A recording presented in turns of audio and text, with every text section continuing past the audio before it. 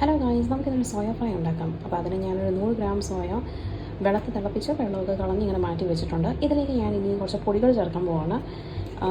അതായത് മഞ്ഞൾ, മുളക്, മല്ലി, കുരുമുളക്, ഉപ്പ്, പിന്നെ നമ്മുടെ മെയിൻ ഇൻഗ്രീഡിയൻറ്റ് നമുക്ക് മാറ്റി കളയാൻ പറ്റാത്ത ഇൻഗ്രീഡിയൻറ്റ് അരിപ്പൊടി. ഇതെല്ലാം കൂടി ഞാൻ ഇതിലേക്കൊന്ന് ചേർത്ത് ഒന്ന് മാരിനേറ്റ് ചെയ്യാൻ പോവാണ്.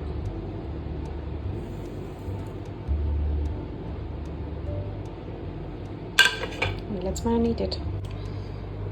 കുറച്ച് എണ്ണ ആണെങ്കിൽ തിളപ്പിക്കാൻ വെച്ചിട്ടുണ്ട്. ഇതിലേക്ക് ഞാൻ ഇനി കുറച്ച് കറിവേപ്പില കൂടി ഇടാൻ പോവാണ്.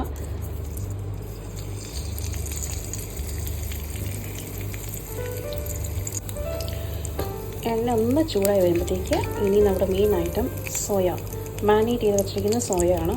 അത് ഞാൻ ഈ എണ്ണയിലോട്ട് ഇട്ട് കൊടുക്കാൻ പോവാണേ.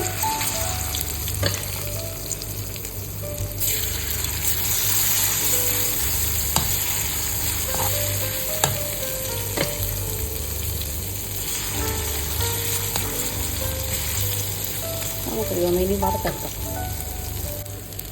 യെസ് എവരിവൺ, ഇതാണ് നമ്മുടെ സോയ ഫ്രൈൻ്റെ ഇപ്പോഴത്തെ സ്റ്റേറ്റസ്. നല്ല ക്രിസ്പി ആയിട്ടുള്ള ചിക്കനോ ബീഫൊക്കെ വറുക്കുന്ന പോലെ തന്നെയുണ്ട്. ടേസ്റ്റും അതുപോലെ തന്നെയാണ് കേട്ടോ.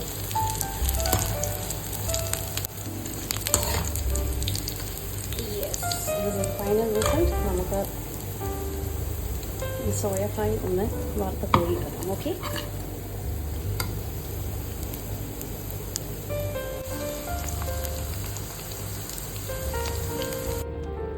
yes guys, so our soya fry is ready.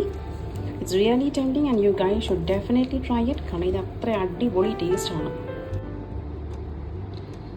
ഇതിലേക്ക് ഞാൻ കുറച്ച് സവാള അരിഞ്ഞതും പിന്നെ കുറച്ച് മല്ലിയിലയും സ്വല്പം നാരങ്ങനീര് കൂടി ഇട്ടൊന്ന് ഗാർണിഷ് ചെയ്ത് കഴിച്ചാൽ അടിപൊളി ടേസ്റ്റ്.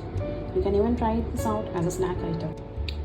സ്വല്പം ആവി വറക്കുന്ന ചോറും നല്ല പരിപ്പ് കറിയും പിന്നെ പപ്പടവും തേങ്ങാച്ചമ്മന്തിയും നാരങ്ങച്ചാറും അതിൻ്റെ കൂടെ ഇന്നത്തെ ഹൈലൈറ്റ് സോയ ഫ്രൈ കൂടി ഒന്ന് കഴിച്ച് നോക്കുക. അടിപൊളി taste. Okay guys, thank you.